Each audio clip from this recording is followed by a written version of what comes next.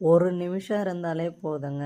1½ inch அகலத்தில் ஒரு piece cut பண்ணி 1/4 இன்ச்சு விட்டு கொக்கி சைடு வந்து பாருங்கள், மேலே வந்து நீட்டாக தையல் ஓட்டிடுறோம். திரும்ப மேலே படிமான தையல் ஒன்று போட்டுடலாம். படிமான தையல் போட்டுட்டு 5 மார்க்கு பண்ணிக்குவோம். 5 கொக்கி உள்ள இடத்துல மார்க்கு பண்ணிவிட்டு எக்ஸ்ட்ரா இன்னொரு பீஸை அதே 3/4 இன்ச்சு 1 இன்ச்சு அகலத்தில் ஒரு பீஸ் எடுத்து கரைப்பகுதியாக இருந்தால் சமமாக மடித்து அடிக்கலாம். கரைப்பகுதி இல்லைன்னா கொஞ்சம் உள் பீஸை மடக்கி அடிச்சுட்டு ஃபஸ்ட்டு ஒரு அடி ரப் அடிச்சுட்டு பாருங்கள், 1/4 இன்ச்சு அகலம் விட்டு அடுத்த பக்கத்தில் நகர்த்தி வச்சுருக்கிறேன்.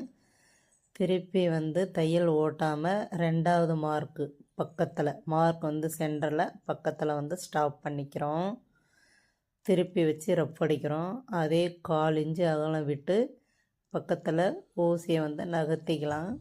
ஊசி உள்ளே உட்கார்ந்த பிறகு மறுபடியும் வந்து திருப்பிக்கிறோம்.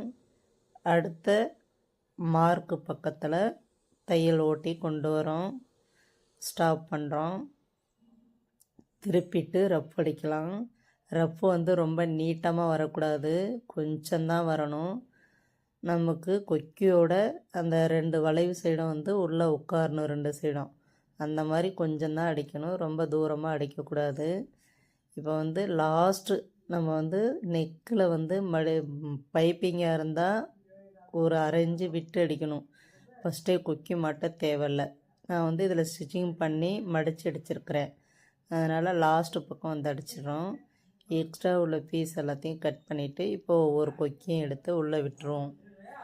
உள்ளே விட்டு எந்த பக்கம் ரப் அடிச்சிருக்கிறோமோ அந்த பக்கம்தான் வந்து நம்ம கொக்கியை நகர்த்தி வைக்க போகிறோம்.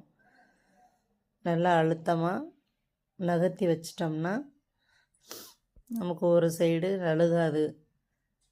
திரும்ப வந்து கண்டிப்பாக வந்து நீங்கள் சின்ன மிஷினுக்கும் சரி, ஹாப்பி மிஷினு எல்லா மிஷினுக்கும் வந்து சிங்கிள் ஃபுட்டு இருக்குது, 2 சைடாக இருக்குது.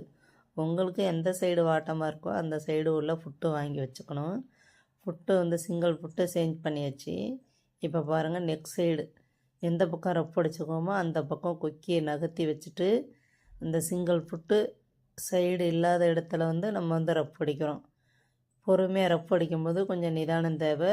ஏன் அப்படின்னா கொக்கியை ஒட்டி தான் நம்ம ரப் அடிக்க போகிறோம். ஊசி உடஞ்சிரும்.